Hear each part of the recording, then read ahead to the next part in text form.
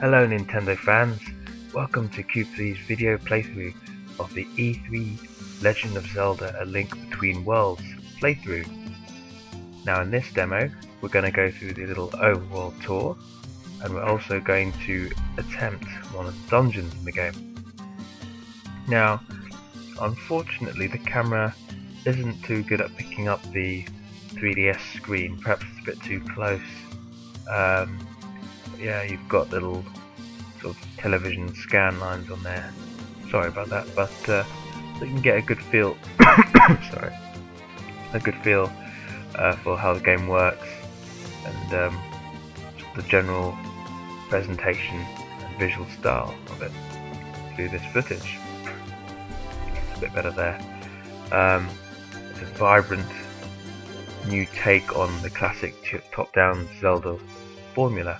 I mean, you've got your sort of free roaming 2D world, no lock-on with your weapons and your swordplay, so everything is just like you may remember it on the other portable Zelda titles like Minish Cap, Oracles of Seasons and Ages, of course A Link to the Past on the SNES, the original Legend of Zelda on the NES. So it borrows all these classic mechanics, but brings in a fresh new and more sort of current Nintendo palette. It's brighter, it's more vibrant. The colours are definitely in line with sort of Nintendo's sort of current branding, and it's incredibly slick and smooth.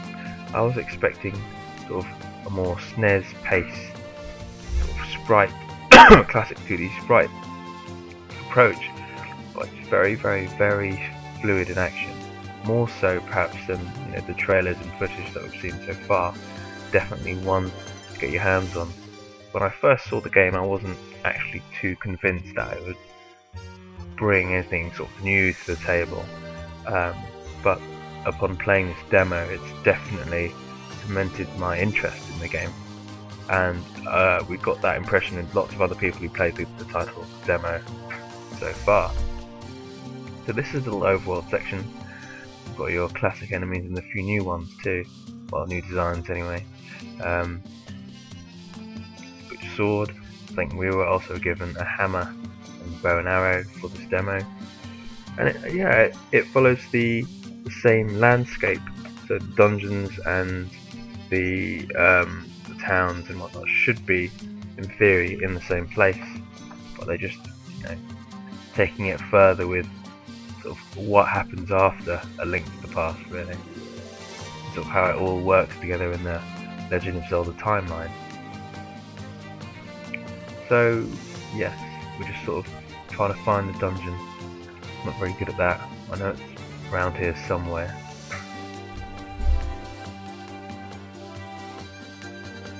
You'll see as Link does a little sort of mini jump there, and there the perspective just pops out a bit. For this video playthrough, we obviously took the 3D effect down a notch, so you're able to have a look at the game in action.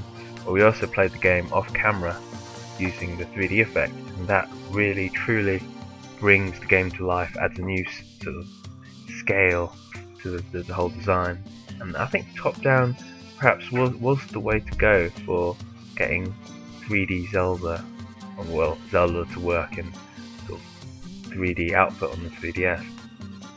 It's not critical, you don't need to use the 3D effects for any of the game's puzzles and mechanics, but it certainly adds that extra layer, really. Makes you feel more involved, more in the Zelda world. Okay, so that was enough for me randomly exploring the Hyrule of today, and now it's time to crack on with the dungeon. Now, maybe if you've seen the game in trailers and things so far, you may think, oh, it just looks like your sort of standard 2D Zelda fare. It's at first glance, it may look like just a classic dungeon with updated sprites, but once you actually get into the sort of the nitty-gritty of the game, and then you start to use the new mechanic, which is one of them is the ability to merge, what they're calling it, with the wall, like that.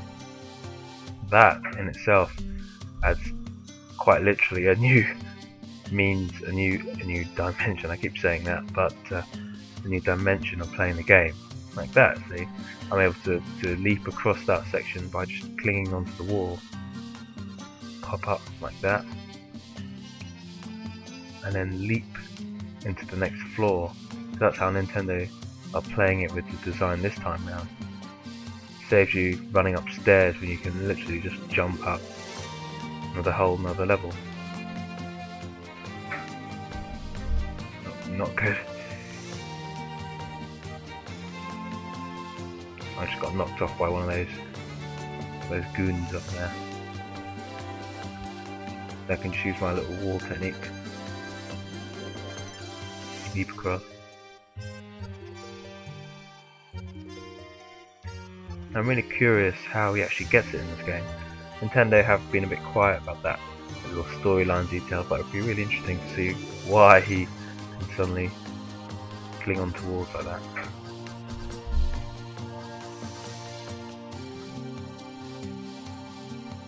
Now this bit was perhaps the highlight of, or my personal highlight of the demo. So you've got these classic red and blue blocks, but now you can actually go onto them, well, along them. It's really just change the perspective, the shift a little bit. So instead of trying to find those orbs to change the red and blue blocks, you can literally walk on them, on the sides of them.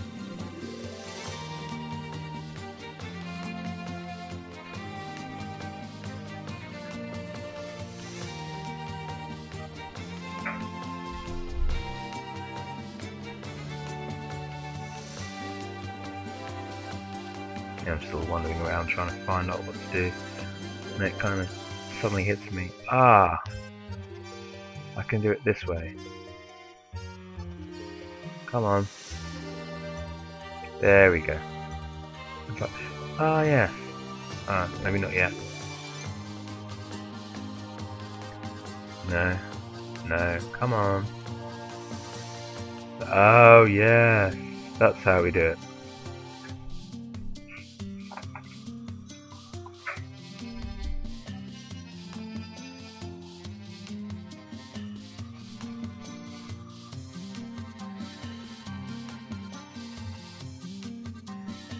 Not even sure what I was doing there, to be honest, while I was walking into those walls. All those crazy crows guarding the sides of this I'm guessing it's the tower at the top of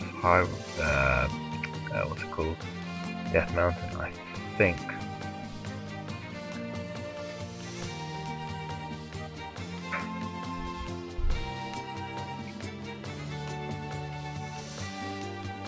This feels tricky, but I have to keep jumping.